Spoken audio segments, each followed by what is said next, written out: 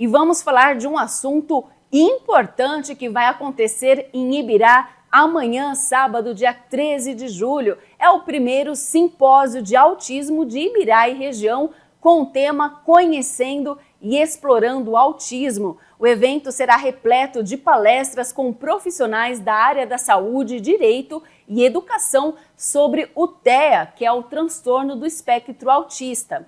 Então já estamos recebendo aqui Juliene e a Jaque. Boa noite, tudo bem com vocês, meninas? Tudo bem, boa noite. Obrigada pelo convite. A gente que agradece a presença de vocês aqui no jornal, né? E ainda para falar de um assunto de extrema importância, né? E de um assunto importante e bacana também, porque é o primeiro seminário de Ibirá e região. Sim. Né? Vamos falar um pouquinho então.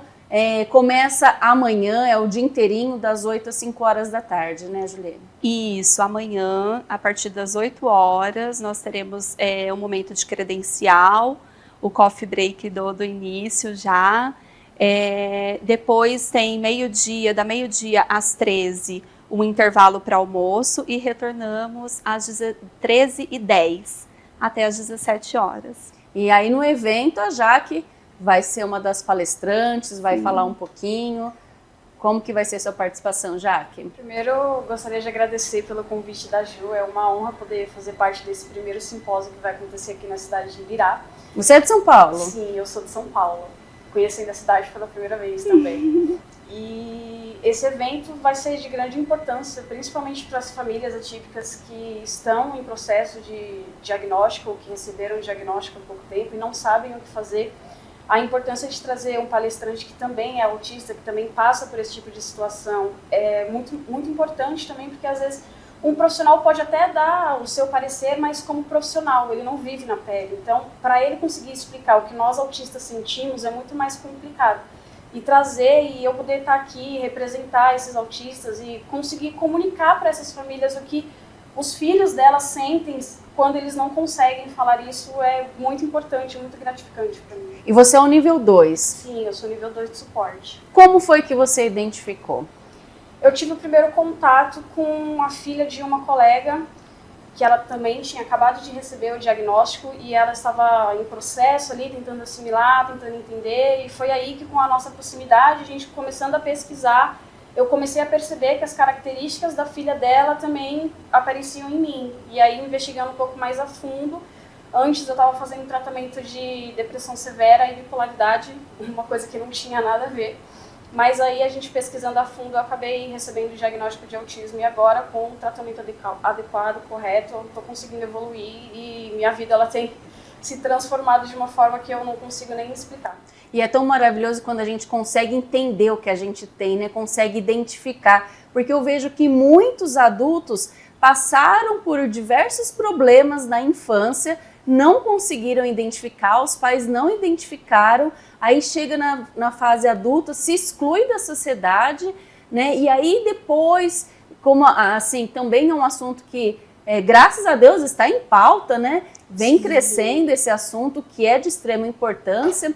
E aí a gente vê que alguns adultos hoje eles falam, opa, acende aquela luzinha, fala, será que não é autismo? Começa a identificar na fase adulta. Exatamente, a gente tem muitas histórias de diagnóstico tardio, de pessoas que passaram por muito sofrimento sem conseguir entender o que é que estava acontecendo. Eu faço parte dessa lista gigante de pessoas que receberam o diagnóstico na fase adulta. E eu acho que por isso que o número de incidentes com pessoas que não conseguem alcançar a maioridade e acabam interrompendo a vida antes, deve ser por isso, porque a gente não consegue entender o que está acontecendo, a gente não consegue seguir as demandas da sociedade, é uma pressão muito grande, o psicológico da gente fica completamente abalado e muitos optam por não continuar seguindo esse ciclo de vida, porque realmente é muito complicado. Mas é de uns anos para cá, né, que se fala em autismo, no TEA, que a gente vê que as mães, né, elas não têm tanto apoio, não tem políticas públicas voltadas para isso, então as mães se unem, né, porque há um sofrimento dentro de casa, não sabe lidar, é algo novo ainda, né, que de uns tempos para cá que vem se explorando um pouco mais, mas não deve ser fácil, né, a gente não saber o que está acontecendo com o filho, né? Então, às vezes, como você falou, vem um diagnóstico tardio, né? Sendo que poderia ter descoberto já lá na infância, muitas coisas poderiam ter sido evitadas, né? Muitos problemas. E quando a gente descobre, tudo faz sentido, né? Então, a Juliene também é mãe, né?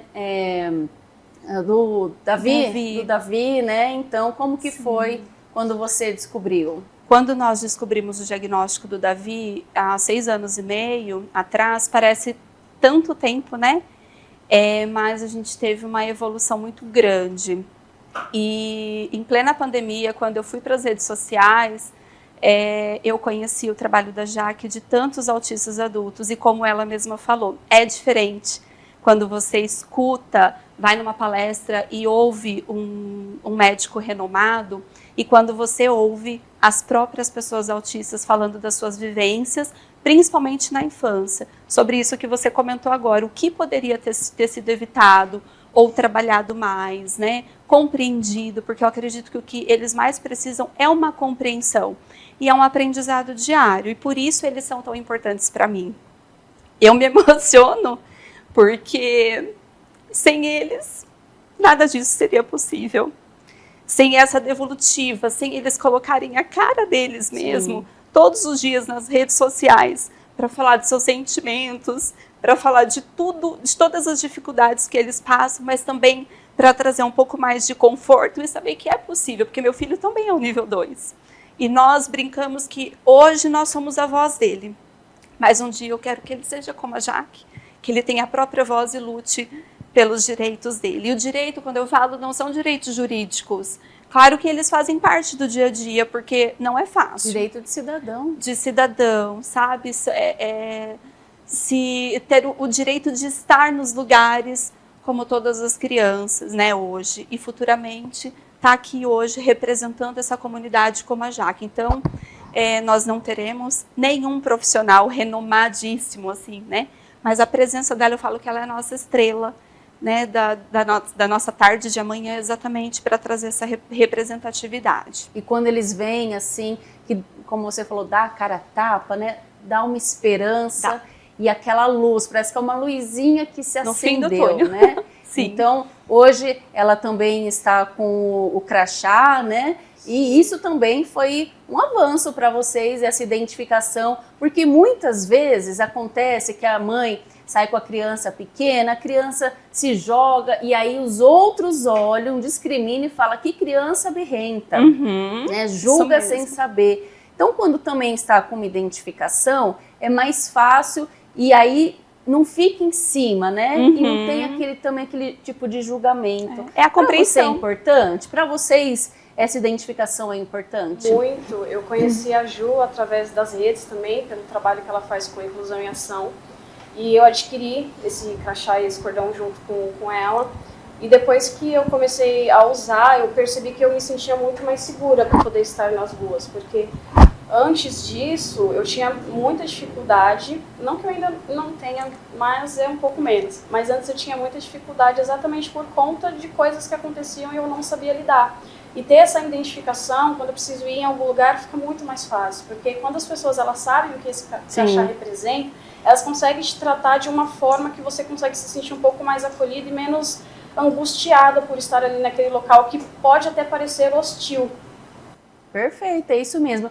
E uma certa vez, conversando com um vereador aqui da cidade sobre este assunto, e ele falou assim, Natália, quantas pessoas na nossa época de escola, né, que às vezes tinha alguma coisa de autismo, tinha um autismo, mas a gente não era tratado como autismo. O autismo não era algo que ninguém falava em autismo na nossa época. Então, aquela pessoa, ela era excluída da turma, né? Não vivia no meio da sociedade, os coleguinhas não compreendiam. Então, hoje tudo faz sentido. Sim. Né? Lógico que precisamos de políticas públicas voltadas, né, à aldeia, ao autismo, né, que eu acho que realmente importante a gente tratar desse assunto, né? Infelizmente, ainda nas cidades, ainda é algo que tem que ser mais falado, Sim. ser mais discutido, né? Uma atenção especial na saúde, na educação, nas escolas,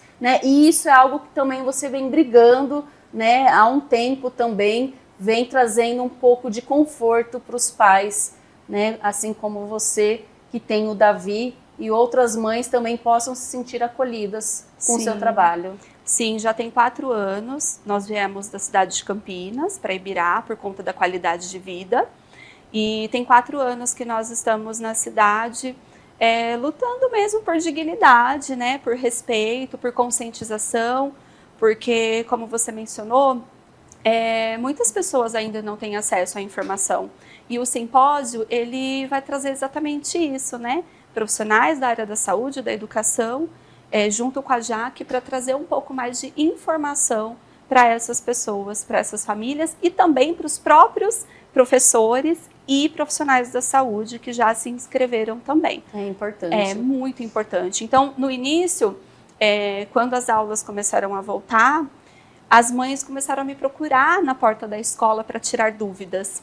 E foi aí que surgiu presencialmente, no início desse ano, o nosso projeto chamado Te Acolho, para a gente reunir essas mães uma vez por mês e a gente trocar figurinha, ter um espaço ali onde ninguém vai poder criticar ou julgar os nossos sentimentos, porque todas estão no mesmo barco, né?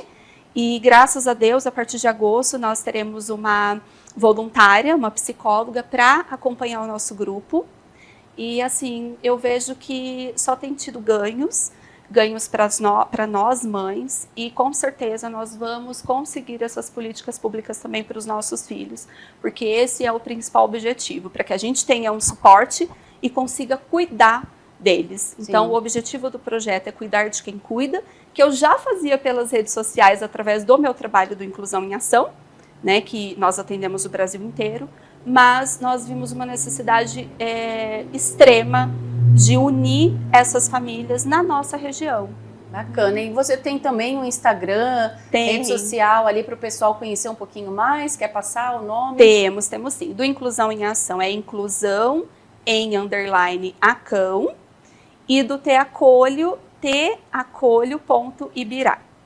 Bacana. Bom, meninas, agradeço a presença de vocês. Tem também, até hoje à meia-noite, dá para fazer a inscrição, Dá né? para fazer a inscrição pelo site do Simpla. Vamos deixar aqui o QR Code certinho. Mas, se não der tempo de fazer a inscrição, pode ir presencialmente lá no endereço, que é em Ibirá, na rua... Deixa eu pegar minha colinha. Pode pegar. Eu já não lembro mais a... Coronel Jonas Gonçalves Gonzaga, número 902. Fica na PIB, Primeira Igreja Batista de Ibirá. Foi uma igreja que abriu as portas para que a gente tenha esses encontros, inclusive mensais, sem cunho religioso. Então, eles cedem o espaço para que a gente tenha esses encontros, e o simpósio vai acontecer lá também. Bom, a partir das 8 da manhã. Agradeço, vocês são uma simpatia, obrigada, viu? Imagina, por trazer aqui um pouco de informação, né? Você que é de Catanduva, você que é de Ibirá, toda a região aqui, participe, né? Você que é da área da saúde, da educação, participe, que é um evento de extrema importância. Muito obrigada, meninas. O espaço aqui do jornal está sempre aberto aqui para vocês. Obrigada a vocês.